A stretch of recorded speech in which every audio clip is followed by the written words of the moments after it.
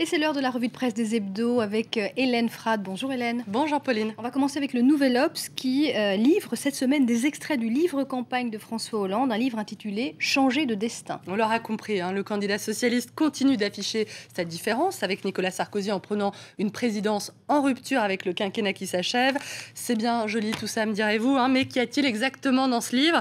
C'est un récit sur le parcours du candidat qui écrit qu'il doit tout à la méritocratie française, à la démocratie française aussi sans doute, lui qui est né dans un milieu plutôt aisé, qui doit beaucoup également à sa rencontre avec François Mitterrand et beaucoup aussi à Lionel Jospin. François Hollande évoque les années 2007-2011, sa traversée du désert à lui, où il a pris la route, je cite, à son rythme, sans tenir compte des pronostics, des coteries, des commentaires goguenards de ceux qui prévoient tout et qui ne voient jamais rien. Voilà pour l'image d'Épinal, mais y a-t-il tout de même quelques petites vacheries à vous de juger sur Nicolas Sarkozy? On a ça, un homme énergique et vif, rempli de certitude, la sienne. Je cite, dût-il en changer régulièrement? Marine Le Pen, elle, c'est celle qui n'a pas changé, je cite toujours. Eva Joly est tout d'une pièce. Quant à Jean-Luc Mélenchon, que François Hollande dit bien connaître, c'est le candidat au discours radical et à la virulence parfois tonitruante. C'est assez gentil, finalement, plus gentil en tout cas que les commentaires de François Hollande sur François Bayrou.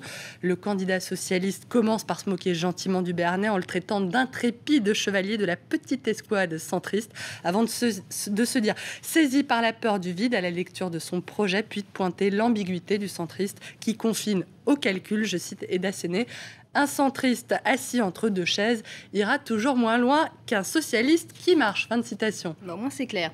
Alors François Hollande qu'on retrouve cette semaine à la une du Point en compagnie de Nicolas Sarkozy. Le Point qui est très en forme cette semaine et qui pose la question qui tue des deux candidats. Qui ment le plus? Allusion bien sûr aux accusations mutuelles que se sont portées les deux hommes cette semaine.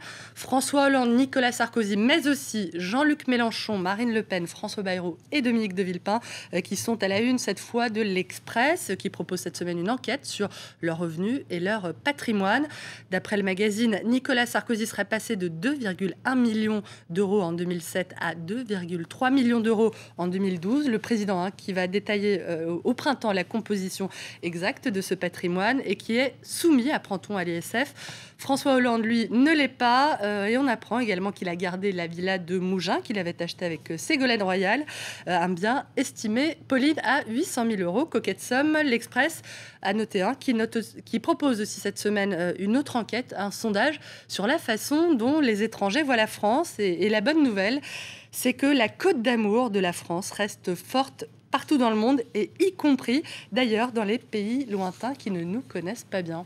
Et on reste justement à l'étranger avec Jeune Afrique qui revient cette semaine sur la présidentielle qui a lieu ce dimanche au Sénégal. C'est un scrutin que le magazine qualifie de rendez-vous à haut risque, tant la décision d'Abdoulaye Wade, 84 ans, de concourir pour ce éventuel troisième mandat, a semé de troubles.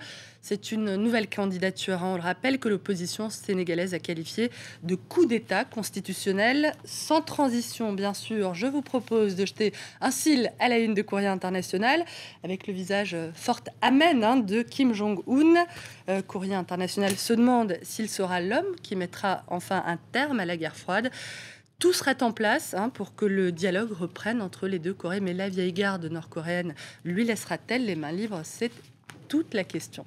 On termine avec Paris Match et on vient en France. Un Paris Match qui consacre sa une au couple présidentiel. Carlita et Nicolas, quand un couple se lance ensemble dans la reconquête du pouvoir.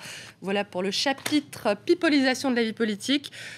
Et pour ceux qui préfèrent une version un peu plus acide, le couple présidentiel version Charlie Hebdo. Debout les gourmettes de la terre.